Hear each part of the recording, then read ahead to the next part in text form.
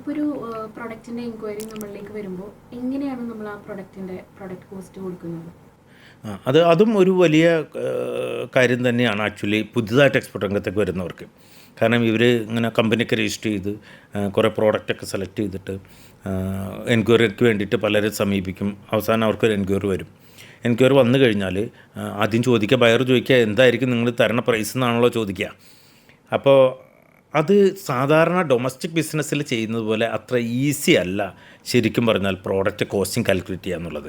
കാരണം എക്സ്പോർട്ട് ബിസിനസ്സിൽ ഞാൻ പറഞ്ഞല്ലോ, ഒരു എൻക്വയറി വന്നിട്ട് അതിനെ ഓർഡറാക്കി കൺവേർട്ട് ചെയ്യുന്നതിൻ്റെ ഇടയിൽ വരുന്ന ഒരുപാട് സ്റ്റെപ്പുണ്ട്. അവിടെയാണ് ഞാൻ പറഞ്ഞത്, ശരിക്കും പുതുതായിട്ട് വരുന്നവരൊക്കെ എപ്പോഴും നല്ലൊരു കൺസൾട്ടൻറ്റിനെ സമീപിക്കുന്നത് തന്നെയാണ് നല്ലത്. കാരണം ഒരുപക്ഷെ ഇതൊന്നും കൺസൾട്ടൻറ്റ് സമീപിക്കാൻ നമ്മളൊരു വിലയൊക്കെ കൊടുക്കുമ്പോൾ ഇതിൻ്റെ ഇടയിൽ വരുന്ന ഒരുപാട് എക്സ്പെൻസസ് വരുന്നുണ്ട്. അത് ഇവർക്ക് ഐഡൻറ്റിഫൈ ചെയ്യാൻ പറ്റില്ല. അതൊക്കെ ചേർത്ത് കൊടുത്തില്ലെങ്കിൽ പലപ്പോഴും നഷ്ടം വന്ന ആളുകൾ ഒരുപാടുണ്ട്. അപ്പോൾ അതിന് ശരിക്കും നമ്മൾ നോക്കേണ്ട കാര്യം എന്താണെന്ന് വെച്ചാൽ, ഒരു പ്രോഡക്റ്റിന് എൻക്വയറി വന്നു കഴിഞ്ഞാൽ അതിൻ്റെ പർച്ചേസ് വാല്യൂ നോക്കണം. അതിനുശേഷം അത് ഏതാണ് ലോജിസ്റ്റിക്സ്, അതായത് ഇൻ്റർനാഷണലി എഴുതി വയ്ക്കപ്പെട്ട ഒരു നിയമമുണ്ട്, ഇൻകോ ടേംസ് എന്ന് വെച്ച് കഴിഞ്ഞാൽ നമ്മളൊരു പ്രോഡക്റ്റിനെ ഇവിടെ നിന്ന് മറ്റൊരു രാജ്യത്തേക്ക് അയക്കുന്ന ലോജിസ്റ്റിക്സിൻ്റെ കുറേ നിയമങ്ങളുണ്ട്. അതിനകത്ത് പലപ്പോഴും പറയുന്ന എക്സ് ഗോഡൗൺ, അല്ലെങ്കിൽ FOB, അല്ലെങ്കിൽ CIF, പിന്നെ DD, കൂടാതെ ഇതിൻ്റെ ബൈഫർഫിക്കേഷനും വേറെയുണ്ട്, കുറേ ചേഞ്ചസും ഉണ്ട്. പക്ഷേ കോമൺ ആയിട്ട് പറയുകയാണെങ്കിൽ ഒന്ന് എക്സ് ഗോഡൗൺ, അല്ലെങ്കിൽ FOB എന്ന് വെച്ചാൽ ഫ്രീ ഓൺ ബോർഡ്, അല്ലെങ്കിൽ CIF cost insurance freight, then DD അവിടെ ഡോർ ഡെലിവറി. ആദ്യം തന്നെ നമ്മൾ എൻക്വയറി നടത്തുന്ന ബയേഴ്സിനോട് ചോദിക്കേണ്ട ചോദ്യം, നിങ്ങളുടെ ഇൻകം ടേംസ് എന്താണ്? അപ്പോൾ അവർ പറയും FOB ആണെന്ന് പറയും, അല്ലെങ്കിൽ CIF ആണെന്ന് പറയും, അല്ലെങ്കിൽ എസ് ഗോഡൗൺ ആണെന്ന് പറയും. അപ്പോൾ ഏതാണ് അത് നമ്മൾ അറിഞ്ഞിരിക്കണം നമുക്ക് കോസ്റ്റിംഗ് കാൽക്കുലേറ്റ് ചെയ്യുമ്പോൾ. കാരണം നിങ്ങൾക്ക് പ്രോഡക്റ്റ്, നിങ്ങൾ പറഞ്ഞ മർച്ചൻ്റ് എക്സ്പോർട്ടർ ആണെങ്കിൽ പ്രോഡക്റ്റ് പർച്ചേസ് ചെയ്യുമ്പോൾ സ്വാഭാവികമായിട്ട് നിങ്ങൾക്ക് എത്ര വിലയെന്നറിയാം, നിങ്ങൾ വാങ്ങിക്കുന്ന വില അറിയാം. അത് നിങ്ങൾ മറ്റുള്ള ഒരു സ്ഥലത്ത് നിന്ന് വാങ്ങിയിട്ട് അവിടെ നിന്ന് നിങ്ങൾക്ക് അതിനെ ട്രാൻസ്പോർട്ട് ചെയ്ത് ഈ കൊച്ചിൻ പോർട്ടിലേക്കാണ് കൊണ്ടുവരണമെങ്കിൽ ആ ട്രാൻസ്പോർട്ടേഷൻ ചാർജ് വരും. അവിടെ നിങ്ങളുടെ പ്രോഫിറ്റ് ആഡ് ചെയ്യണം. അവിടെ എത്തിക്കഴിഞ്ഞാൽ അവിടെ ഒരു ക്ലിയറൻസ് ചാർജ് വരും കസ്റ്റംസിൽ. ഈ പ്രോഡക്റ്റിനെ അവിടെ ക്ലിയർ ചെയ്ത് റെഡിയാക്കി അതിന് വല്ല ടെസ്റ്റ് സർട്ടിഫിക്കറ്റ് എടുക്കണമെങ്കിൽ അതെടുക്കണം. ഓരോ പ്രോഡക്റ്റിനും ഓരോന്നാണ്. ചില പ്രോഡക്റ്റിന് സാനിറ്ററി സർട്ടിഫിക്കേഷൻ വേണം, ചിലതിന് PQ വേണം. അങ്ങനെ പല ടെസ്റ്റും വേണ്ടി വരും. അത് കഴിഞ്ഞ് അവിടെ ഒരു CHA, കസ്റ്റംസ് ഹൗസ് ഏജൻറ്റ് എന്നൊരു ബ്രോക്കർ മുഖേന മാത്രമേ നമുക്ക് ഇത് ക്ലിയർ ചെയ്യാൻ പറ്റുള്ളൂ. അപ്പോൾ അവരുടെ കുറേ ചാർജസ് ഉണ്ട്.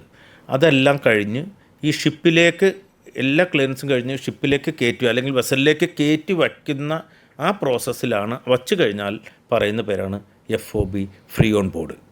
അപ്പം നിങ്ങളോട് ബയർ പറയുകയാണ് എനിക്ക് FOB റേറ്റാണ് വേണ്ടതെന്ന് പറഞ്ഞാൽ അതുവരെയുള്ള കോസ്റ്റ് നിങ്ങളിതിൽ ആഡ് ചെയ്യണം.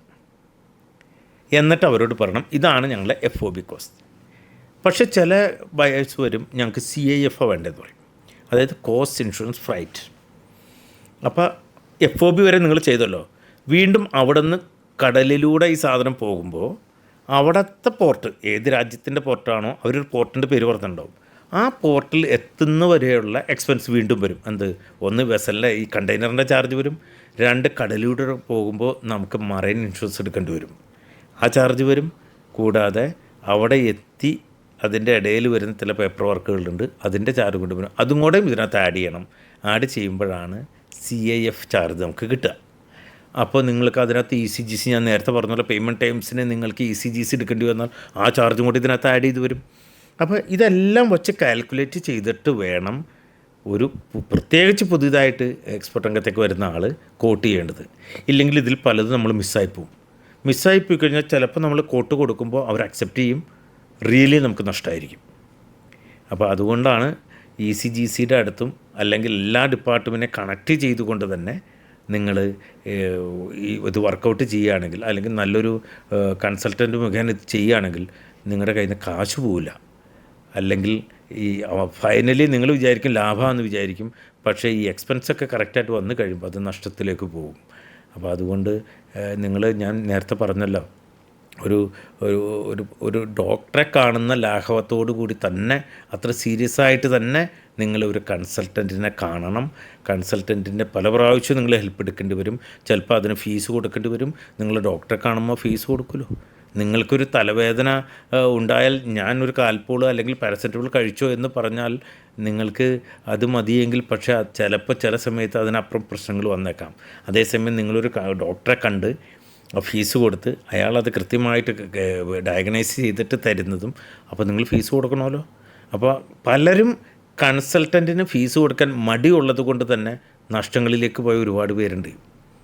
കാരണം ഈ കൺസൈൻമെൻറ്റ് അവിടെ എത്തി പല പേപ്പേഴ്സ് ഉണ്ടാവില്ല, അവിടെ നിന്ന് റിജക്റ്റ് ചെയ്താൽ പിന്നെ ഭയങ്കര പ്രശ്നങ്ങളാണ്. അപ്പോൾ അത്രയും നഷ്ടം വരും. അപ്പോൾ അതും വരാതിരിക്കാൻ നഷ്ടം കുറയ്ക്കാനാണെങ്കിലും വേണമെങ്കിൽ പറയാം. കാരണം ചില സമയത്ത് നമുക്ക് നഷ്ടത്തിലൊക്കെ സാധനം കൊടുക്കേണ്ടി വരും. ഞാൻ അങ്ങനെ കൊടുത്തിട്ടൊക്കെ ഉണ്ട്.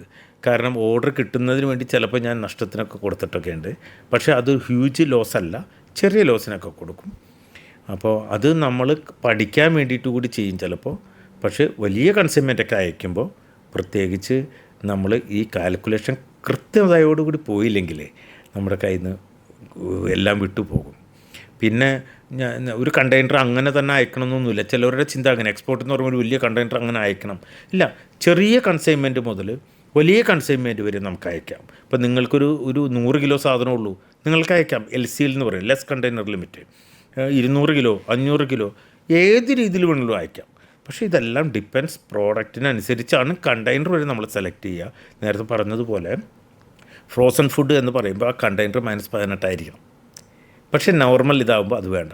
വെജിറ്റബിൾസ് ആൻഡ് ഫ്രൂട്ട്സ് ആകുമ്പോൾ ചിൽഡ് കണ്ടെയ്നറാണ്, +5 +10 +12 ഇങ്ങനെ പോവുക. അപ്പോൾ ഇതെല്ലാം നമ്മൾ ഒരു പരിധി വരെ നമ്മൾ വീണിട്ടാൽ പഠിക്കുകയുള്ളൂ എന്ന് പറഞ്ഞ മാതിരി ഇവിടുത്തെ എല്ലാ ബിസിനസ്സുകാരും ഈ വളർന്ന് വലുതായിരിക്കുന്നത് ഒരുപാട് കൈപ്പേറിയ അനുഭവങ്ങളും ബിസിനസ്സിൽ നിന്ന് ഒരുപാട് അടിയും കിട്ടിയിട്ട് തന്നെയാണ്. അപ്പോൾ അതുകൊണ്ട് അതുകൊണ്ട് ഞാൻ പറഞ്ഞു, മെൻ്റലി നമ്മൾ പ്രിപ്പയർ ആയിക്കൊണ്ട് തന്നെ ഇത് പഠിച്ച് മുന്നോട്ട് പോയാൽ ഈ ബിസിനസ് എല്ലാം തന്നെ, പ്രത്യേകിച്ച് എക്സ്പോർട്ട് ബിസിനസ് വളരെ ഈസി ആയിരിക്കുമെന്ന് തന്നെയാണ് എൻ്റെ അഭിപ്രായം.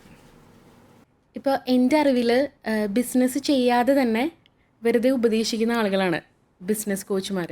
അപ്പോൾ സാർ അവരിൽ നിന്നൊക്കെ വ്യത്യസ്തനാണ്. സാർ ഇത്രയും നാൾ എക്സ്പീരിയൻസ് ഉണ്ട്, ബിസിനസ് ചെയ്തുകൊണ്ട് ബിസിനസ് കോച്ചായ ഒരാളാണ്. അപ്പോൾ എങ്ങനെയാണ് ഒരാളെ നമ്മൾ പഠിപ്പിച്ചൊരു ബിസിനസ്സുകാരനാക്കാൻ സാധിക്കുമോ? ഒറ്റയടിക്ക് പറഞ്ഞാൽ സാധിക്കില്ല. കാരണം നമ്മൾ ജനിച്ച് വീഴുമ്പോൾ ഇങ്ങനെ നടക്കാൻ പഠിക്കുന്ന പോലെ തന്നെയാണ് ഇതിൻ്റെ ഇടപാട്. ഇതൊരു തിയറി പറഞ്ഞ്, ഇപ്പോൾ എനിക്ക് നിങ്ങളൊരു എക്സ്പോർട്ടറാക്കാൻ 1 മണിക്കൂർ മതി തിയറി പറഞ്ഞ് എക്സ്പോർട്ടറാക്കാൻ. പക്ഷേ റിയലി നിങ്ങൾ ആ പ്രാക്ടിക്കൽ സൈഡിലേക്ക് വരുമ്പോൾ നിങ്ങൾക്ക് 1 മണിക്കൂറല്ല, 1 മാസം കൊടുത്താലും 1 കൊല്ലം കൊടുത്താലും ചിലപ്പോൾ എക്സ്പോർട്ട് ചെയ്യാൻ പറ്റിയെന്ന് വരില്ല. അതുകൊണ്ട് തന്നെ ഞാൻ സത്യത്തിൽ എൻ്റെ അടുത്ത് വന്ന ഒരുപാട് പേര് എൻ്റെ അടുത്ത് വരാനുള്ള കാരണം അവർ പറഞ്ഞത് ഞാൻ എക്സ്പോർട്ട് ചെയ്യുന്നത് കൊണ്ടാണ്. എനിക്ക് സെനിത്ത് റിച്ച് ഗ്ലോബൽ LLP എന്ന് പറഞ്ഞൊരു കമ്പനിയുണ്ട്. ആ കമ്പനിയിൽ നിന്ന് ഞാൻ സൗദി അറേബ്യയിലേക്ക് എക്സ്പോർട്ട് ചെയ്തിട്ടുണ്ട്, കാനഡയിലേക്ക് എക്സ്പോർട്ട് ചെയ്തിട്ടുണ്ട്. അപ്പോൾ ഇത് ചെയ്തതുകൊണ്ട് എനിക്ക് പ്രാക്ടിക്കലി ഓരോ സ്റ്റേജിലും വരുന്ന പ്രശ്നങ്ങൾ എന്താണെന്ന് അറിയാം. അത് ഇവർക്ക് തുടക്കം തന്നെ പറഞ്ഞു കൊടുക്കാൻ സാധിക്കാറുണ്ട്. പലരും വരുമ്പോൾ അവർ കേൾക്കാത്ത പല കാര്യങ്ങളും ഇന്ന് കേൾക്കുന്നുണ്ട്. ഇപ്പോൾ പുറത്ത് തിയറി പറയാമെന്ന് പറഞ്ഞാൽ ഞാൻ പറഞ്ഞില്ല, 1 മണിക്കൂർ കൊണ്ട് നിങ്ങൾ സ്വപ്നം കാണും എക്സ്പോർട്ടർ ആയി എന്നുള്ളത്. കാരണം തിയറി അത്ര സിമ്പിളാണ്. പക്ഷേ പ്രാക്ടിക്കൽ വരുമ്പോൾ ഈവൻ ഒരു കമ്പനി രജിസ്ട്രേഷൻ എന്ന് പറയുമ്പോൾ പലപ്പോഴും ആഡ് വരെ ഞാൻ കണ്ടിട്ടുണ്ട് കേട്ടോ. 5 ദിവസം കൊണ്ട് കമ്പനി രജിസ്റ്റർ ചെയ്ത് തരാം, 15 ദിവസം കൊണ്ട് ചെയ്തു തരാം എന്നൊക്കെ. പക്ഷേ ഇതെല്ലാം ഒരു എക്സ്പോർട്ട് ബിസിനസ്സുകാരൻ വന്നിട്ട് രജിസ്ട്രേഷൻ തുടങ്ങുമ്പോൾ ചിലപ്പോൾ 4 മാസം 5 മാസമൊക്കെ എടുക്കും. അങ്ങനെ വരും ചിലപ്പോൾ. കാരണം പല പേപ്പേഴ്സും ശരിയാവില്ല, അവരുടെ ആധാർ കാർഡും പാൻ കാർഡും ശരിയായിട്ടുണ്ടാവില്ല, കമ്പനിയുടെ പേര് കിട്ടില്ല. കാരണം ഇതൊരു MCAയിൽ രജിസ്റ്റർ ചെയ്യുന്ന കമ്പനി ആണെങ്കിൽ അതിന് അവൈലബിലിറ്റി അനുസരിച്ചേ കിട്ടുള്ളൂ, ഇല്ലെങ്കിൽ വീണ്ടും മാറ്റേണ്ടി വരും. അതുപോലെ ചില രജിസ്ട്രേഷൻസ് കുറച്ച് കാലതാമസം എടുക്കും. ഇപ്പോൾ FSSAI ആണെങ്കിൽ ചിലപ്പോൾ ചില സമയത്ത് 1 മാസം എടുക്കാറുണ്ട്, ചിലപ്പോൾ 2 ആഴ്ച കൊണ്ട് കിട്ടും. അപ്പോൾ ഇങ്ങനെ ടോട്ടൽ പീരീഡ് നോക്കുമ്പോൾ പല എക്സ്റ്റൻഷൻസും വരും. അപ്പോൾ അതുകൊണ്ട് ഈ പല സ്ഥലങ്ങളിലും കാണുന്ന രീതിയിൽ അത്ര സിമ്പിളായിട്ട് പ്രാക്ടിക്കലി ഇതൊന്നും നടക്കില്ല. അത് മാത്രമല്ല, ഓർഡർക്ക് കൺഫേംഡ് ആയിക്കഴിഞ്ഞാലും നിങ്ങൾക്ക് കുറേ പ്രൊസീജിയേഴ്സ് ഇതിലൂടെ കടന്നു പോകാനുണ്ട്. അപ്പോൾ ചില സമയത്ത് നമ്മൾ എത്ര തിയറി പഠിച്ചാൽ പോലും ചില ഏരിയയിൽ നമ്മൾ മറന്നു പോകുന്ന സംഭവങ്ങളുണ്ട്. ചിലത് സ്പെഷ്യൽ റിക്വയർമെൻറ്റ്സ് ഉള്ള സ്ഥലമുണ്ട്. ഇവിടെയൊക്കെ നമുക്ക് പ്രശ്നങ്ങൾ വരാറുണ്ട്, അതിനെ ഫേസ് ചെയ്യാറുണ്ട്. അത് മാത്രമല്ല, അപ്പോൾ അതിനൊക്കെ ഫേസ് ചെയ്ത് നിങ്ങൾക്ക് ക്ലിയർ ചെയ്യണമെങ്കിൽ ഇതൊക്കെ നോർമലി ഉണ്ടാവും ചിലപ്പോൾ. പക്ഷേ അതിനെ ക്ലിയർ ചെയ്യണമെങ്കിൽ നിങ്ങൾക്ക് പ്രാക്ടിക്കലി എക്സ്പീരിയൻസ് ആയിട്ടുള്ള ഏതെങ്കിലും കൺസൾട്ടൻറ്റുമാരാണ് നിങ്ങൾ വെൻഡർ ചെയ്യുന്നതെങ്കിൽ കുറേ കൂടി ഈസിയാണ്. അപ്പം ഞാൻ തന്നെ ആ കാര്യത്തിൽ ഒരുപാട് ഫേസ് ചെയ്തിട്ടുണ്ട്. കാരണം കുറേ പേർക്കിപ്പോൾ എൻ്റെ അനുഭവത്തിൽ ഒരുപാട് നാളുകളായിട്ട് എക്സ്പീരിയൻസ്, അതായത് എക്സ്പോർട്ട് ചെയ്യുന്ന ഒരാൾക്ക് ഒരുപാട് ഇഷ്യൂസ് ബാങ്കിൽ കിടക്കുന്നു. അപ്പോൾ ഞാനത് മനസ്സിലാക്കിയത് എന്താണെന്ന് വെച്ചാൽ, ഇപ്പോൾ എക്സ്പോർട്ട് ബിസിനസ്സിൽ നിങ്ങൾ കോൺടാക്റ്റ്, ഞാൻ നേരത്തെ പറഞ്ഞല്ലോ, കോൺടാക്റ്റിലൂടെ നമുക്ക് ബിസിനസ് ചെയ്യാമെന്ന് പറഞ്ഞല്ലോ. അപ്പോൾ നിങ്ങളുടെ സുഹൃത്തോ നിങ്ങളുടെ ഏതെങ്കിലും അയൽക്കാരനോ റിലേറ്റീവോ വിദേശ രാജ്യത്തുണ്ട് എങ്കിൽ നിങ്ങൾ എക്സ്പോർട്ട് ചെയ്യുമ്പോൾ സ്വാഭാവികമായിട്ട് പൈസ ഇല്ല, അഡ്വാൻസ് വേണം എന്നൊക്കെ പറയുമല്ലോ. അപ്പോൾ അവർ സ്വാഭാവികമായിട്ടും അഡ്വാൻസ് തരും. തന്നു കഴിഞ്ഞാൽ നിങ്ങൾ ആ അഡ്വാൻസ് വാങ്ങും. ആ അഡ്വാൻസ് സത്യത്തിൽ നിങ്ങൾക്ക് കിട്ടേണ്ടത് ഫോറിൻ കറൻസി ആയിട്ട് തന്നെയാണ്. പക്ഷേ നിങ്ങൾക്കത് അറിയില്ലെങ്കിൽ അവൻ പറയും, വീടിൻ്റെ അടുത്തായിരിക്കുമല്ലോ അദ്ദേഹത്തിൻ്റെ വീട്, എൻ്റെ വീട്ടിൽ 10 ലക്ഷം രൂപ ഇരിപ്പുണ്ട്, നിങ്ങളത് പോയി വാങ്ങിച്ചോ, എന്നിട്ട് അവിടുന്ന് നിങ്ങൾ പ്രോസസ്സ് ചെയ്ത് സാധനം അയക്കി, ബാക്കി ഞാൻ കാശ് തരാം. അപ്പോൾ നിങ്ങളുടെ ഗുഡ്സിൻ്റെ വാല്യൂ ഒരു പക്ഷേ 25 ലക്ഷം രൂപയാണെങ്കിൽ 10 ലക്ഷം ഓൾറെഡി നിങ്ങൾക്ക് ഇവിടെ കിട്ടി, ബാക്കി 15 ലക്ഷം ഉള്ളൂ. അത് അദ്ദേഹം ത്രൂ നിങ്ങളുടെ അക്കൗണ്ടിലേക്ക് ഫോറിൻ കറൻസി അയച്ചു എന്ന് വിചാരിക്കുക.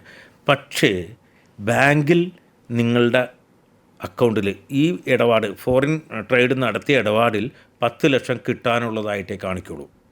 കാരണം ഒരു എക്സ്പോർട്ട് ബിസിനസ്സിൽ നമ്മുടെ ഫെമ വയലേഷൻ, ഫോറിൻ മണി ട്രാൻസ്ഫറിൻ്റെ ഒരു വയലേഷൻ ഉണ്ട്. അത് നിങ്ങൾ നടത്തിയതായിട്ട് വരും. നിങ്ങൾ ഇവിടുന്ന് ഒരു സാധനം എക്സ്പോർട്ട് ചെയ്ത് കഴിഞ്ഞാൽ 9 മാസം വരെയാണ് അതിൻ്റെ പൈസ വരാനുള്ള സമയം ഉള്ളത്. അതിനുള്ളിൽ പൈസ വരണം എന്നാണ്.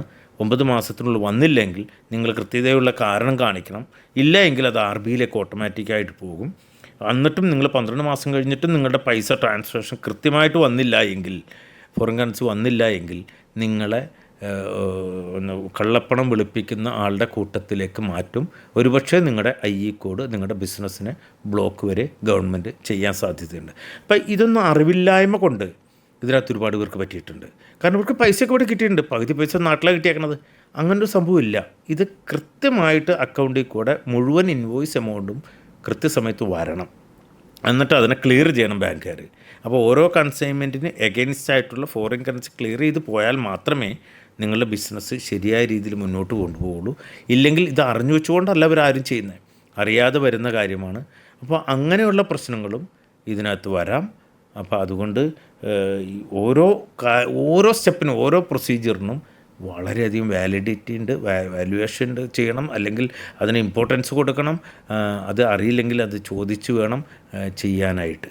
അപ്പോൾ അതുകൊണ്ട് തന്നെ തിയറി മാത്രം പറഞ്ഞൊന്നും ഒരാളെ ബിസിനസ്സുകാരനാക്കാൻ പറ്റില്ല. അപ്പോൾ ഇപ്പം ഞങ്ങളൊക്കെ ചെയ്യുന്നതെന്ന് വെച്ചാൽ, ഞങ്ങൾ ചെയ്യുന്ന ബിസിനസ്സിനെ കുറിച്ച് ശരിക്കും അയാൾക്ക് പറഞ്ഞു കൊടുക്കും. കൂടാതെ ഏതെങ്കിലും പ്ലാന്റിൽ പ്രോസസ്സ് നടക്കുന്നുണ്ടെങ്കിൽ അവിടെ കൊണ്ട് കാണിച്ചു കൊടുക്കാറുണ്ട് ഞാനൊക്കെ. അത് അവർ അലോ ചെയ്യുകയാണെങ്കിൽ.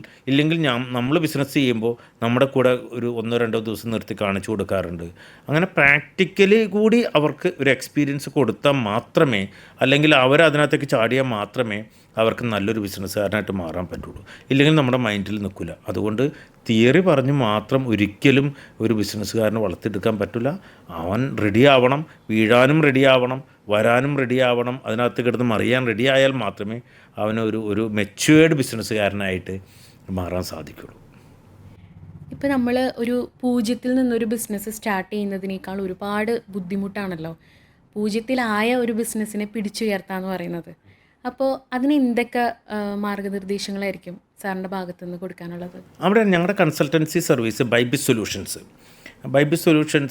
പ്രൊവൈഡ് ചെയ്യുന്ന സർവീസിൽപ്പെട്ട ഒരുപാട് സർവീസ് ഉണ്ട്.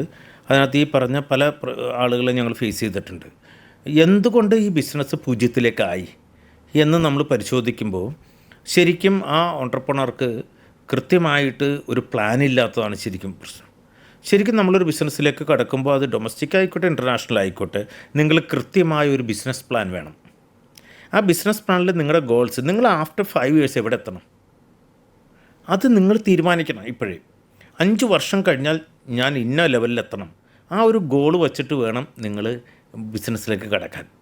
അപ്പോൾ അങ്ങനെ ഇല്ലാത്തതുകൊണ്ടാണ് ഈ പ്രശ്നം വരുന്നത്. അപ്പോൾ ഓരോ വർഷവും നമ്മൾ ബിസിനസ് പ്ലാനിൽ എന്താണ് നമ്മുടെ ആക്ടിവിറ്റി, എത്ര രൂപ ഉണ്ടാക്കും, അല്ലെങ്കിൽ എത്രയാണ് ക്യാഷ് ഫ്ലോ, പ്രോഫിറ്റാണോ ലോസാണോ, അങ്ങനെ ചിലപ്പോൾ 3 വർഷമൊക്കെ എടുക്കും ബ്രേക്ക് ഈവൻ ആവാനായിട്ട്. അങ്ങനെ ഓരോ പ്ലാനും ഉണ്ടാക്കി 5 വർഷത്തെ ബിസിനസ് പ്ലാൻ DPR ഉണ്ടാക്കി കഴിഞ്ഞാൽ അതനുസരിച്ച് നിങ്ങൾ മുന്നോട്ട് പോവുകയാണെങ്കിൽ നിങ്ങൾക്ക് ബിസിനസ് തകർച്ചയൊന്നും ഉണ്ടാവില്ല. ഇനി തിരിച്ച് സീറോയിൽ ഒരു ബിസിനസ് വന്നു എന്ന് വിചാരിക്കുക, വീണ്ടും അദ്ദേഹം നല്ലൊരു കൺസൾട്ടൻറ്റിനെ കണ്ടാൽ മതി. അത് നമുക്ക് അഫോർഡബിൾ ഏതാണോ അത്. പക്ഷേ ബേസിക്കായിട്ട് നമ്മൾ ചിന്തിക്കേണ്ടത് നമ്മൾ നല്ലൊരു പ്രൊജക്റ്റ് പ്ലാൻ ഉണ്ടാക്കണം, ഒരു ബിസിനസ് പ്ലാൻ ഉണ്ടാക്കണം. അതിനൊന്നും ആളുകൾ ഇപ്പോൾ എല്ലാവരും ഇപ്പോൾ ഇവിടെ DPR കം ബിസിനസ് പ്ലാൻ ഉണ്ടാക്കുന്നത് എങ്ങനെയാണെന്ന് വെച്ചാൽ വെറുതെ ലോൺ പർപ്പസിന് അല്ലെങ്കിൽ മറ്റുള്ള കാര്യത്തിന്. പക്ഷേ നമ്മൾ അങ്ങനെയല്ല DPR അല്ലെങ്കിൽ ബിസിനസ് പ്ലാൻ ഉണ്ടാക്കേണ്ടത്. അത് നമ്മുടെ ഒരു റോഡ് മാപ്പ് ആയിരിക്കണം. നമ്മുടെ ബിസിനസ്സിൻ്റെ ഒരു റോഡ് മാപ്പ് ആണെങ്കിൽ മാത്രമേ നമുക്ക് ആ ബിസിനസ് പ്ലാൻ കൊണ്ട് ഗുണമുള്ളൂ. അപ്പോഴും പലരും ചോദിക്കും ബിസിനസ് പ്ലാൻ എന്ന് പറയുമ്പോൾ ഞങ്ങളൊക്കെ പറയുന്നത് റോളിംഗ് ബിസിനസ് പ്ലാനാണ്. ഈ റോളിംഗ് ബിസിനസ് പ്ലാൻ എന്ന് വെച്ചാൽ നമ്മൾ 5 വർഷത്തെ ഫോർകാസ്റ്റ് വെച്ചിട്ടൊരു പ്ലാൻ തയ്യാറാക്കി കഴിഞ്ഞാൽ ഓരോ വർഷവും മാറ്റങ്ങൾ വരാമല്ലോ. അത് ഗവൺമെൻറ് നയങ്ങളിൽ മാറ്റം വരാം, നമ്മൾ ഉദ്ദേശിച്ച പ്രോഡക്റ്റിൻ്റെ നയങ്ങളിൽ മാറ്റം വരാം, അല്ലെങ്കിൽ മറ്റു രാജ്യങ്ങളുടെ നയങ്ങളിൽ മാറ്റമൊക്കെ വരാം. അതുകൊണ്ട് റോളിംഗ് ബിസിനസ് പ്ലാൻ എന്ന് പറഞ്ഞാൽ എല്ലാ വർഷവും നമ്മൾ ചെയ്ത ബിസിനസ് പ്ലാൻ വീണ്ടും നമ്മൾ അനലൈസ് ചെയ്യും, വീണ്ടും നമ്മൾ ഇവാലുവേറ്റ് ചെയ്യും, എന്നിട്ട് അതിനകത്ത് വേണ്ട മാറ്റങ്ങൾ വരുത്തും. അങ്ങനെ ഓരോ വർഷവും അതാണ് റോളിംഗ് ബിസിനസ് പ്ലാൻ. അപ്പം നമുക്ക് കൂടുതൽ ഫെയിലിയേഴ്സ് വരില്ല. അപ്പോൾ അതുകൊണ്ട് ഈ 0-ൽ വന്ന ആളാണെങ്കിലും നിലവിൽ പോകുന്ന ആൾക്കാരാണെങ്കിലും അവർ നല്ലൊരു ബിസിനസ് പ്ലാൻ ഉണ്ടാക്കി അതിലൂടെ അവരുടെ റോഡ് മാപ്പ് നിശ്ചയിച്ച് മുന്നോട്ട് പോവുകയാണെങ്കിൽ സീറോ പോയ ബിസിനസ്സിനെയും നമുക്ക് മുന്നോട്ട് കൊണ്ടുവരാൻ പറ്റും. ഒരു തിരിച്ച് ചിന്തിക്കണമെന്ന് മാത്രമേ ഉള്ളൂ.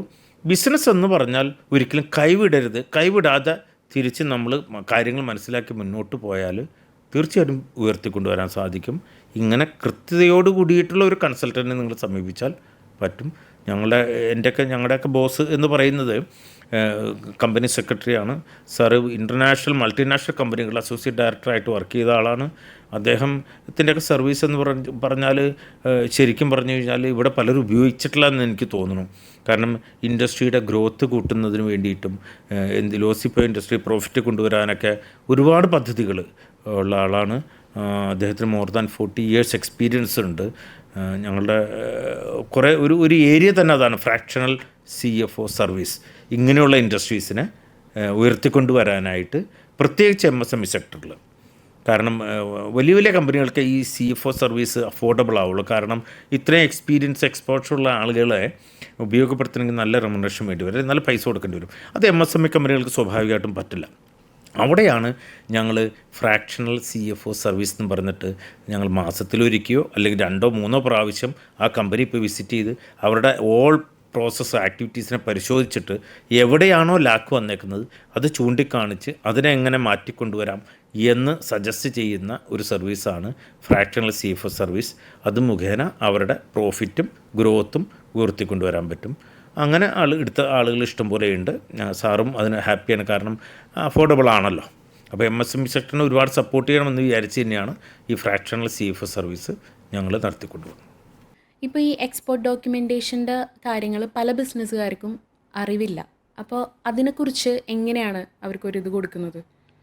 എക്സ്പോർട്ടിലെ ഏറ്റവും ഇമ്പോർട്ടൻ്റ് ആയിട്ടുള്ളൊരു ഏരിയയാണ് എക്സ്പോർട്ട് ഡോക്യുമെൻറ്റേഷൻ എന്ന് പറയുന്നത്. നിങ്ങൾക്കൊരു ഓർഡർ കൺഫർമേഷൻ കിട്ടിക്കഴിഞ്ഞാൽ പിന്നെ നിങ്ങൾ ആ പ്രോഡക്റ്റ് പ്രോസസ്സ് ചെയ്തു, പാക്കിംഗ് മെറ്റീരിയൽ എല്ലാം സെലക്ട് ചെയ്തു, അതിനെ പാക്ക് ചെയ്തതിന് ശേഷം നമ്മൾ CH മുഖേന നമ്മൾ കൊച്ചിൻ പോർട്ടാണ് ഏത് പോർട്ടാണോ ആ പോർട്ടിലൂടെ സാധനം ഡിസ്പാച്ച് ചെയ്ത് അതിനെ ഏത് പോർട്ടിലേക്കാണ് എത്തിക്കുക. അപ്പോൾ അതിനുള്ളിൽ നടക്കേണ്ട കുറേ ഡോക്യുമെൻറ്റേഷനാണ് എക്സ്പോർട്ട് ഡോക്യുമെൻറ്റേഷൻ എന്ന് പറയുന്നത്. അതിനകത്ത് ഒന്നാമതായിട്ട് നമുക്ക് വേണ്ടത് കൊമേഴ്ഷ്യൽ ഇൻവോയ്സ് എന്ന് പറയുന്ന സംഭവം. അപ്പോൾ കൊമേഴ്ഷ്യൽ ഇൻവോയ്സിൽ എന്തൊക്കെ കണ്ടൻറ്റ് വരണം എന്നൊരു സ്റ്റാറ്റ്യൂട്ടറി ഉണ്ട്. കാരണം ഏത് പോർട്ടിൽ നിന്ന് അയക്കുന്നു, ഏത് പോർട്ടിൽ എത്തണം, മറ്റേ ബയറിൻ്റെ അഡ്രസ്സ് അല്ലെങ്കിൽ അവരുടെ details, product details, HSN code, ഇങ്ങനെയുള്ള കാര്യങ്ങളൊക്കെ വേണം.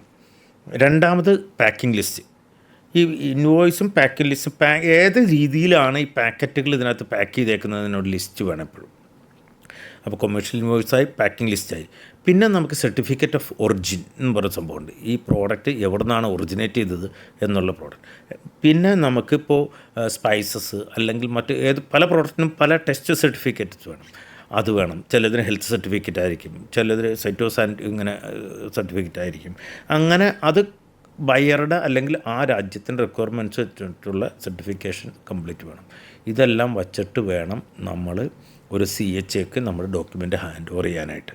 അപ്പോൾ അവിടെ ചെന്നിട്ട് അവർ കസ്റ്റംസിൽ ഇതെല്ലാം ക്ലിയർ ചെയ്തതിന് ശേഷം ഇത് നമ്മൾ വെസലിലേക്ക് എടുത്ത് വയ്ക്കുമ്പോൾ നിങ്ങൾക്ക് ബിൽ ഓഫ് ലേഡിങ് എന്ന് പറഞ്ഞൊരു ഡോക്യുമെൻ്റ് അവിടെ നിന്ന് ജനറേറ്റ് ചെയ്യും. ആ ബിൽ ഓഫ് ലേഡിങ് അല്ലെങ്കിൽ ഷിപ്പിംഗ് ബില്ല് നിങ്ങൾ കിട്ടിക്കഴിഞ്ഞാൽ അതാണ് നിങ്ങൾ നിങ്ങളുടെ ബയർക്ക് അയച്ചു കൊടുക്കേണ്ടത്. എന്നാൽ മാത്രമേ ബയർക്ക് അവിടെ നിന്ന് ക്ലിയർ ചെയ്യാൻ പറ്റുള്ളൂ.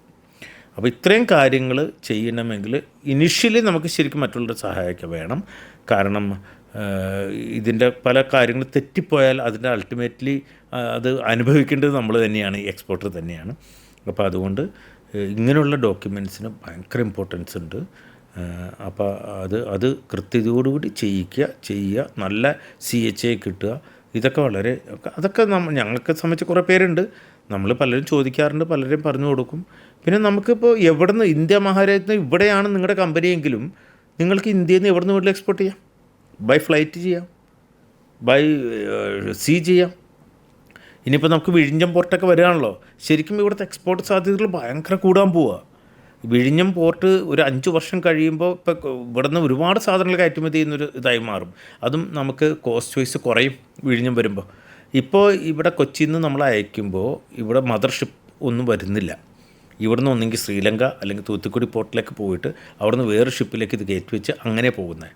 വിഴിഞ്ഞം വരുമ്പോൾ അതിൻ്റെ ആവശ്യമില്ല. വിഴിഞ്ഞത്തുനിന്ന് ഡയറക്റ്റ് ഏത് രാജ്യത്തേക്കാണോ പോകാൻ സാധിക്കും. ഒരു 5 വർഷത്തിനുള്ളിൽ വളരെ സജീവമായിട്ട് വിഴിഞ്ഞം മേഖല പ്രവർത്തിച്ച് തുടങ്ങുമെന്ന് തന്നെയാണ് ഞങ്ങളുടെ വിശ്വാസം. അതുകൊണ്ട് ആ ഭാഗത്തൊക്കെ എക്സ്പോർട്ടേഴ്സിൻ്റെ എണ്ണം കൂടുന്നു, ലോജിസ്റ്റിക്സ് ആളുകളുടെ എണ്ണം കൂടുന്നു. അപ്പോൾ അതിപ്പോഴേ അതിനകത്തേക്ക് ഇൻവോൾവ് ആവുന്ന ആളുകൾക്ക് നല്ലത് തന്നെയാണ്. പ്രോഡക്റ്റ് ഇവിടുന്ന് എക്സ്പോർട്ടിന് ഒരു പഞ്ഞം ഒരിക്കലും ഉണ്ടാവില്ല എന്ന് തന്നെയാണ് മനസ്സിലാക്കുന്നത്. ഇപ്പോൾ നമ്മൾ കണ്ടുവരുന്ന ഒരു കാര്യമാണ് ബിസിനസ്സിന് ഒരു ബിസിനസ് പരിശീലനം കൊടുക്കുക എന്നുള്ളത്. അപ്പോൾ നമ്മളൊരു ബിസിനസ്സിലേക്ക് കടക്കുമ്പോൾ ഒരു കറക്റ്റായിട്ടുള്ളൊരു മെൻറ്ററിനെ ആവശ്യമില്ലേ? എങ്ങനെയാണ് നമ്മളൊരു നല്ല മെൻറ്ററിനെ ചൂസ് ചെയ്യുന്നത്? ഞാൻ പറഞ്ഞല്ലോ, നമ്മൾ ആദ്യം തന്നെ സ്വയം ചിന്തിക്കണം. നമ്മുടെ മൈൻഡ് സെറ്റ് ബിസിനസ്സിലേക്ക് കടക്കുമ്പോൾ ഉണ്ടാകുന്ന മൈൻഡ് സെറ്റ് ആദ്യം മാറുക. കാരണം ഞാൻ ബിസിനസ്സിലേക്ക് എൻട്രി ചെയ്യാണ്. ബിസിനസ് നോർമൽ ഒരു ജോലിക്ക് പോയിരുന്ന് ജോലി ചെയ്യുന്ന പോലെ 8 മണിക്കൂറത്തെ പണിയല്ല.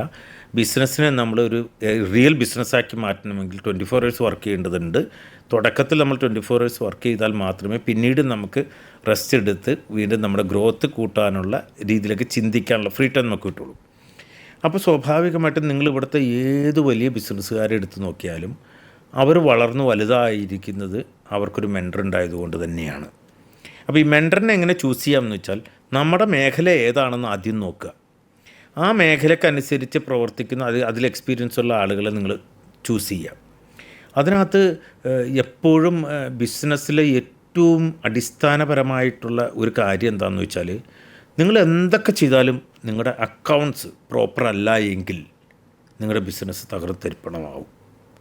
ഇവിടെ പലർക്കുമുള്ള പ്രശ്നമാണ് അക്കൗണ്ട്സിന് ഇമ്പോർട്ടൻസ് കൊടുക്കാത്ത ഒരുപാട് ബിസിനസ്സുകാർ ഞാൻ അവിടെ കണ്ടിട്ടുണ്ട്. കാരണം നമ്മൾ മറ്റേ അറ്റിക്കളഞ്ഞാലും വളർന്നു കളയണം എന്ന് പറയുന്നത് പോലെ നമ്മുടെ കയ്യിൽ നിന്ന് പോകുന്ന പലതും നമ്മൾ കാണില്ല അക്കൗണ്ട്സ് കൃത്യതയില്ലെങ്കിലും. അപ്പോൾ അതുകൊണ്ട് അക്കൗണ്ട്സ് കൂടി കൈകാര്യം ചെയ്യാൻ പറ്റുന്ന ഒരു കൺസൾട്ടൻസി അല്ലെങ്കിൽ ഒരു മെൻറ്ററുള്ള ഒരാൾ മുഖേന നമ്മൾ മുന്നോട്ട് പോകുന്നതാണ് എപ്പോഴും നല്ലത്. നിങ്ങൾ ഇവിടെ ഏത് മേഖല പരിശോധിച്ചാൽ പോലും മെൻറ്ററുണ്ട് എങ്കിൽ നിങ്ങൾക്ക് പ്രൊഫഷണൽ രീതിയിൽ നിങ്ങളുടെ ബിസിനസ്സിനെ ഉയർത്തിക്കൊണ്ടുവരാൻ നിങ്ങൾക്ക് സാധിക്കും. അതിനിഷ്ടംപോലെ ആളുകളിവിടെ ഉണ്ട്. ചൂസ് ചെയ്യേണ്ടത് എങ്ങനെയാണെന്ന് വെച്ചാൽ നിങ്ങളുടെ ഏരിയ ഏതാണോ ആ ഏരിയയിൽ കൂടുതൽ എക്സ്പോഷറുള്ള കൺസൾട്ടൻസ് ഏതാണോ അല്ലെങ്കിൽ മെൻറ്റർ ആരാണോ നിങ്ങൾ നോക്കുക, അയാളുമായി സമീപിക്കുക. പിന്നെ നമ്മൾ എപ്പോഴും ഒരു മെൻറ്ററെ സമീപിക്കുമ്പോൾ നമുക്കൊരു ട്രസ്റ്റ് വേണം. കാരണം ഒരേ കാര്യത്തിൽ ഒരുപാട് അഭിപ്രായങ്ങളുണ്ടാവും. പക്ഷെ നമ്മൾ എല്ലാ അഭിപ്രായത്തിലേക്ക് ഇങ്ങനെ കണ്ണോടിച്ചാലും നമുക്കൊരു കാര്യം നടക്കില്ല. നമ്മൾ ഏതെങ്കിലും ഒരു മെൻറ്ററെ ചൂസ് ചെയ്ത് അവരിൽ ട്രസ്റ്റ് കൊടുത്ത് അതിന് ഇറ്റ് വിൽ ടേക്ക് ടൈം. അപ്പോൾ ആ ടൈം എടുക്കുമെന്ന് ബോധ്യതയോടു കൂടി തന്നെ നമ്മൾ മുന്നോട്ട് പോയാൽ തീർച്ചയായിട്ടും നിങ്ങൾക്ക് വലിയ രീതിയിലെത്താൻ പറ്റും. മെൻറ്ററുണ്ടെങ്കിൽ ഭയങ്കര സപ്പോർട്ടുമായിരിക്കും എല്ലാ മേഖലയിലും. അത് ഈവൻ നമ്മുടെ എഡ്യൂക്കേഷൻ്റെ മേഖലയായാലും ബിസിനസ്സായാലും നമ്മുടെ ഫാമിലിയുടെ മേഖലയായാലും നമുക്ക് റോൾ മോഡൽ എപ്പോഴും നല്ലതാണ്. അതുപോലെ തന്നെ മെൻറ്ററും നമ്മൾ ആരെങ്കിലും കണ്ടിട്ട് അതുപോലെ ഇങ്ങനെ പോകാം. അപ്പോൾ അതിനെന്തൊക്കെ വഴിയുണ്ട് എന്ന് നോക്കുക, പഠിക്കുക. പിന്നെ ബിസിനസ് നമ്മൾ സ്റ്റേജ് എത്തിക്കഴിഞ്ഞാൽ നമുക്ക് നല്ലൊരു ടീം വേണം നമ്മുടെ ബിസിനസ്സിനെ മുന്നോട്ട് കൊണ്ടുപോകാൻ. പലപ്പോഴും അതും ഇവിടെ ഫെയിലിയർ ആവാറുണ്ട് പലപ്പോഴും. കാരണം പലരും 1 man ഷോ ആണ് ഇവിടെ ബിസിനസ്സിൽ. അതുകൊണ്ട് അവർക്ക് സമയമില്ല. അപ്പോൾ കുറച്ച് കഴിയുമ്പോൾ അവരവിടെ നിർത്തും, ഇത്രയൊക്കെ മതി എന്ന് പറയും. അപ്പോൾ ഈ വൺ മാൻ ഷോ എന്ന് പറയുന്ന അവർക്ക് വർക്ക് ലോഡ് കൂടും. ഫാമിലിക്ക് കൊടുക്കേണ്ട ടൈം ഉണ്ടാവില്ല, അവരുടെ ബിസിനസ്സിന് കൊടുക്കേണ്ട ടൈം ഉണ്ടാവില്ല, അവർ മറ്റുള്ള രാജ്യങ്ങളിൽ പോകേണ്ട സമയം ഉണ്ടാവില്ല. അങ്ങനെയൊക്കെ എനിക്ക് ഒരുപാട് പേരെ അറിയാം. കാരണം സമയമില്ല. ഇവരുടെ ബിസിനസ്സിന് ഡെവലപ്പ് ചെയ്യാൻ പറ്റും, പക്ഷേ ഇവർക്ക് ആ പരിധി കൂടുതൽ കടക്കാൻ പറ്റില്ല. കാരണം ഇവർ ഇവിടുന്ന് പോയി ഒന്ന് ദുബായിൽ പോയി വിസിറ്റ് നടത്തിയാൽ അത്രയും ദിവസം ബിസിനസ് മുടങ്ങും. അപ്പോൾ ഒരു നല്ലൊരു ടീമിനെ നമ്മൾ ഉണ്ടാക്കിയെടുക്കണം. അപ്പോൾ ഒപ്പം നമുക്കൊരു മെൻറ്ററിങ് കിട്ടിക്കഴിഞ്ഞാൽ വളരെ ഈസി ആയിട്ട് ഏത് ബിസിനസ് കൈകാര്യം ചെയ്യാൻ പറ്റും. അപ്പോൾ ആ ചിന്താഗതിയാണ് ശരിക്കും പറഞ്ഞാൽ ബിസിനസ്സുകാർക്ക് വേണ്ടത്. അത് പലപ്പോഴും നമ്മൾ ഫെയിലിയേഴ്സിനെ മാത്രം നോക്കി കാണാതെ അത് പഠിക്കണ്ടെന്നല്ല, പക്ഷേ ഒരുപാട് പോസിറ്റീവ്സ് ഈ മെൻറ്റർ ഉണ്ടെങ്കിലും കൺസൾട്ടൻ്റ് ഉണ്ടെങ്കിലും ഒക്കെ അവരുടെ ബിസിനസ്സിൽ വളർച്ചയ്ക്ക് ഉണ്ടാകും എന്ന് വിശ്വസിച്ചുകൊണ്ട് തന്നെ ആളുകളെ ചൂസ് ചെയ്ത് മുന്നോട്ട് പോയാൽ നല്ല രീതിയിൽ ബിസിനസ് മുന്നോട്ട് പോകാൻ പറ്റും. ഇപ്പോൾ ഈ വീഡിയോ കണ്ടുകൊണ്ടിരിക്കുന്ന ഒരുപാട് പേരുണ്ടാവും ഒരു ബിസിനസ് തുടങ്ങണം എന്നാൽ ഒരു പേടിയും മടിയും ഒക്കെ ആയിട്ടിരിക്കുന്ന പലരും ഉണ്ടാവുമല്ലോ. അവരോട് എന്താണ് പറയാനുള്ളത്? ബിസിനസ് വളരെ ഈസിയുള്ള പരിപാടിയാണ്. പഠിച്ച് ചെയ്യണം. ബിസിനസ് നിങ്ങൾ ചെയ്യാൻ പോകുന്ന മേഖലയെക്കുറിച്ച് നിങ്ങൾ ആദ്യം പഠിക്കണം. പഠിച്ച് ശേഷം മാത്രമേ ഇറങ്ങുക. ഞങ്ങളുടെ അടുത്തേക്ക് പോരെ കൈ പിടിച്ച് നിങ്ങൾ എക്സ്പോർട്ടറാക്കി തരാം. ഞാൻ ഒരു എക്സ്പോർട്ടറാക്കി കൈ പിടിച്ച് ഉയർത്തി 1 വർഷത്തിനുള്ളിൽ നിങ്ങൾക്ക് എക്സ്പോർട്ടറാവാൻ പറ്റും. പക്ഷേ നമ്മൾ കുറച്ച് ഹാർഡ് വർക്ക് ചെയ്യാൻ തയ്യാറാവണം. നമ്മളൊരു IEC സർട്ടിഫിക്കറ്റ് എടുത്തു എന്ന് പറഞ്ഞാൽ നമ്മൾ എക്സ്പോർട്ടർ ആവില്ല. അതിന് പിന്നിൽ കുറേ വർക്കുണ്ട്. ആ വർക്ക് എങ്ങനെയാണ് സ്റ്റെപ്പ് ബൈ സ്റ്റെപ്പായിട്ട് ചെയ്യേണ്ടത് എന്ന് നമ്മൾ പറഞ്ഞു കൊടുക്കാം. എൻ്റെ നമ്പർ ഇതിനകത്ത്, ഞങ്ങളുടെ കൺസൾട്ടൻസിൻ്റെ നമ്പർ നിങ്ങൾ ഇതിനകത്ത് കൊടുത്തോളൂ. എന്നെ ഇപ്പോഴും ഒരുപാട് പേര് നേരിട്ട് വിളിക്കാറുണ്ട്. അവരൊക്കെ ഞാൻ പറഞ്ഞു കൊടുക്കാറുണ്ട്. ഇപ്പോൾ പല സ്റ്റേറ്റിൽ നിന്നും വിളിക്കാറുണ്ട് എന്നെ. അപ്പോൾ ചിലപ്പോൾ ഒരു ചെറിയ ഡൗട്ടായിരിക്കും, എന്നാൽ പോലും നമ്മൾ വളരെ കൃത്യതയോടുകൂടി പറഞ്ഞു കൊടുക്കാറുണ്ട്. കാരണം നമ്മൾ ചെയ്യുന്നത് ഈ രാജ്യത്തിൻ്റെ വികസനത്തിന് വേണ്ടിയിട്ടാണ് എന്ന ബോധ്യത്തോടു കൂടിയാണ് ഞങ്ങൾ ഇതിനകത്തേക്ക് വരുന്നത്. കാരണം ഇവിടെ ഓരോ ബിസിനസ്സുകാരും വളർന്നു വന്നാൽ നമ്മുടെ രാജ്യത്തിന് ഡെവലപ്മെൻറ്റ്സ് ഉണ്ടാവും, പ്രത്യേകിച്ച് എക്സ്പോർട്ട് ബിസിനസ്സിൽ. കാരണം നമ്മുടെ ഫോറിൻ കറൻസിയുടെ ഇതിവിടെ ഡെഫിസിറ്റ് കുറച്ച് കൂടുതലാക്കുന്ന ഒരു പ്രക്രിയയിലേക്കാണ് ഞങ്ങളെല്ലാവരും പാർട്ടിസിപ്പേറ്റ് ആയിട്ടുള്ളത്. അപ്പോൾ അത് തന്നെയാണ് ഉദ്ദേശം. ഒപ്പം ഇവിടുത്തെ നേരത്തെ പറഞ്ഞതുപോലെ കോളേജ് സ്റ്റുഡൻസിന് വേണ്ടിയിട്ട് ഞങ്ങളൊരു പ്രോഗ്രാം തയ്യാറാക്കുന്നുണ്ട്. ഏതെങ്കിലും കോളേജുകളിൽ ബിസിനസ് റിലേറ്റഡ് BBA MBA ഒക്കെ ഉള്ള കോളേജുകൾ ഞങ്ങളെ സമീപിക്കുകയാണെങ്കിൽ ഞങ്ങൾ ആ കോളേജിൽ വന്നിട്ട് ആ കുട്ടികൾക്ക് ഈ എക്സ്പോർട്ട് ബിസിനസ്സിനെക്കുറിച്ചും അല്ലാത്ത ബിസിനസ്സിനെക്കുറിച്ചുമുള്ള ഒരു അവയർനെസ് ക്ലാസ് ചെറിയ ഫീസിൽ എടുത്തു കൊടുക്കും. അതും ഇപ്പോൾ തുടങ്ങാൻ പോകുന്നുണ്ട് ഞങ്ങൾ. കൂടാതെ എല്ലാ ജില്ലയിലും ഞങ്ങൾ നടത്തുന്നുണ്ട് എക്സ്പോർട്ട് സെഷൻസ്. ഇപ്പോൾ 6 ജില്ല കഴിഞ്ഞു. ഇനി ഉടൻ തന്നെ അടുത്ത 1-2 ജില്ലകളിലേക്ക് പോകുന്നുണ്ട്. അപ്പോൾ അങ്ങനെ ആർക്ക് വേണമെങ്കിലും എപ്പോൾ വേണമെങ്കിലും നമ്മളെ കോൺടാക്റ്റ് ചെയ്യാം. ഈ ബിസിനസ് രംഗത്ത് നിങ്ങളുടെ നിലവിലുള്ള ബിസിനസ്സോ അല്ലെങ്കിൽ പുതിയ ബിസിനസ്സോ, അത് എക്സ്പോർട്ട് ആയിക്കോട്ടെ ഡൊമസ്റ്റിക് ആയിക്കോട്ടെ, എല്ലാ സപ്പോർട്ടും ഞങ്ങൾ ചെയ്യുന്നതാണ്. കൂടാതെ ഞങ്ങളുടെ കൺസൾട്ടൻസിയിലൂടെ പ്രോജക്റ്റ് മാനേജ്മെൻറ്റ് നിങ്ങൾ ശ്രദ്ധിച്ചിട്ടുണ്ടാവും. ഞങ്ങളുടെ പ്രോജക്റ്റ് മാനേജ്മെൻറ്റ് ഇപ്പോൾ കഴിഞ്ഞ ഏതാണ്ട് ഒരു 4 പ്ലാന്റ് ഞങ്ങൾ കൺസ്ട്രക്റ്റ് ചെയ്ത് കൊടുത്തു, ഫ്രോസൺ പ്ലാന്റ്. അപ്പോൾ ഒരു ഫ്രോസൺ പ്ലാന്റ് നിങ്ങൾക്ക് അത് അഗ്രി പ്രൊഡക്റ്റ് ആയിക്കോട്ടെ, ചിപ്സ്, സ്നാക്സ്, അല്ലാത്ത ഫ്രോസൺ അല്ലാത്ത പ്ലാന്റ് ആയിക്കോട്ടെ, ആ പ്ലാന്റ് നമ്മൾ ലേ ഔട്ട് ചെയ്ത് കൺസ്ട്രക്റ്റ് ചെയ്ത് അതിൻ്റെ പ്രോസസ്സ് സെറ്റ് ചെയ്ത് വരെ നമ്മൾ കൊടുക്കും. ഏതൊക്കെ മെഷീൻ വേണം, എത്ര ക്വാണ്ടിറ്റി വേണം, എത്ര വോളിയം വേണം, ഇപ്പോൾ കോൾഡ് സ്റ്റോറേജൊക്കെ ഇനിഷ്യലി എത്ര വേണം, അതിനുശേഷം എക്സ്പാൻഷൻ എത്ര വേണം, ഇതെല്ലാം നമ്മൾ സെറ്റ് ചെയ്ത് റെഡിയാക്കി കൊടുക്കും. 3-4 കഴിഞ്ഞു. ഇപ്പോൾ 2 പൈപ്പ് ലൈനിൽ തന്നെയാണ്. അപ്പോൾ അതും ആവശ്യമുള്ളവർക്ക് ഞങ്ങളുടെ കൺസൾട്ടൻസിയിലൂടെ നമുക്ക് കൊടുക്കാം. ഞങ്ങൾ ആക്ച്വലി ഞാൻ നേരത്തെ പറഞ്ഞല്ലോ, ഫ്രാക്ഷണൽ CFO സർവീസ്, പിന്നെ growth and profit improvement service, കൂടാതെ എക്സ്പോർട്ട് ഇമ്പോർട്ടിൻ്റെ സർവീസുകൾ, then risk analysis, project management, ഇതെല്ലാം ചെയ്തു കൊടുക്കുന്നുണ്ട്. കാരണം ആളുകൾക്ക് ശരിയായ രീതിയിലുള്ള സപ്പോർട്ട് കിട്ടുന്നതിന് വേണ്ടിയിട്ടാണ് ഇതൊക്കെ ചെയ്യുന്നത്. ഞങ്ങൾക്ക് നല്ലൊരു ടീമുണ്ട്. ഞാൻ നേരത്തെ പറഞ്ഞല്ലോ, ഒരു CFO CS ഉണ്ട്, CA ഇൻ്റർമീഡിയറ്റ് കഴിഞ്ഞവരും CA ഉണ്ട്.